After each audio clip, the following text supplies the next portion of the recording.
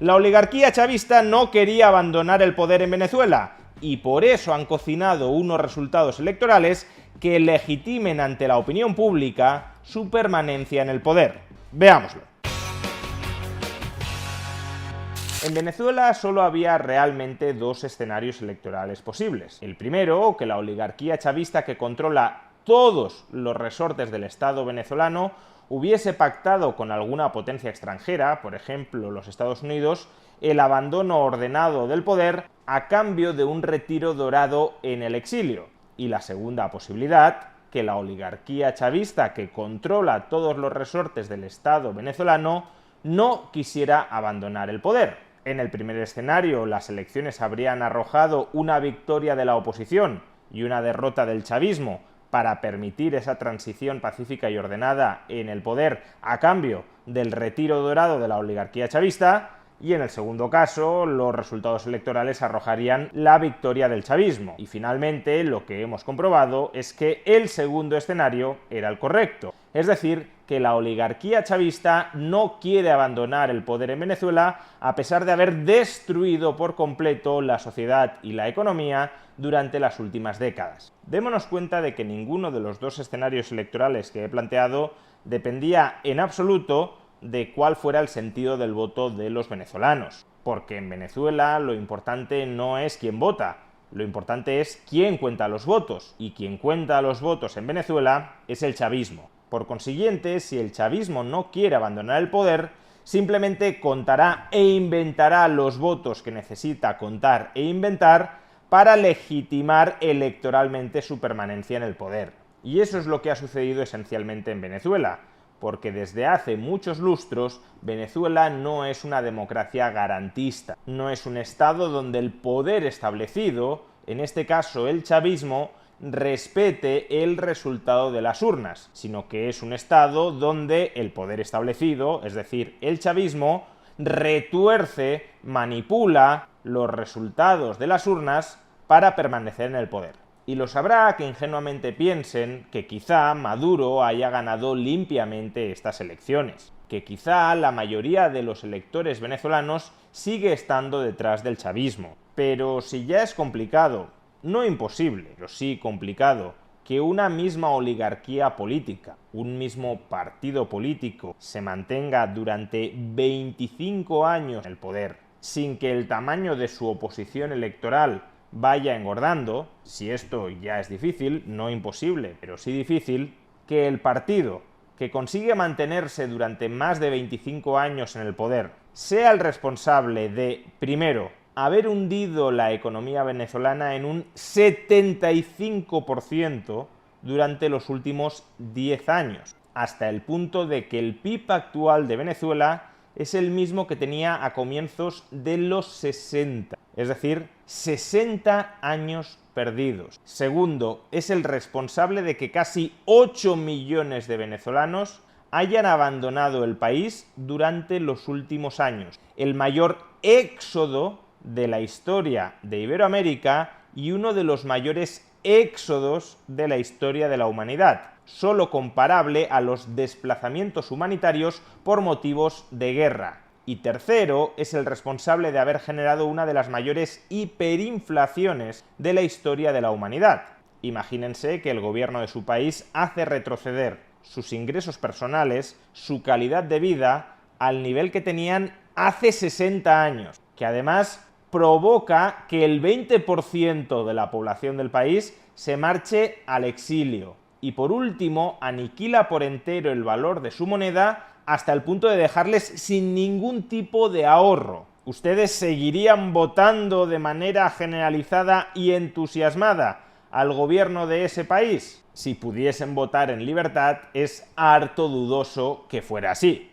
En otras palabras, que una oligarquía, que un partido consiga mantenerse durante más de 25 años en el poder a través del apoyo real de su población, después de haber destruido la economía, después de haber destruido la moneda y después de haber desgarrado a la sociedad, es harto inverosímil. Máxime si nos encontramos ante un régimen autoritario que se ha encargado de suprimir cualquier resquicio de Estado de Derecho en cualquier ámbito de la vida política y social, y por tanto de un régimen que si quiere manipular el resultado de las elecciones para mantenerse en el poder, puede manipular el resultado de las elecciones. ¿Qué credibilidad cabe otorgar a unos resultados electorales cocinados por la propia oligarquía que no quiere abandonar el poder y favorables, casualmente, a esa propia oligarquía? El caso de Venezuela resulta enormemente ilustrativo para recordarnos que una oligarquía extractiva, en este caso el chavismo, pero podría ser cualquier otra,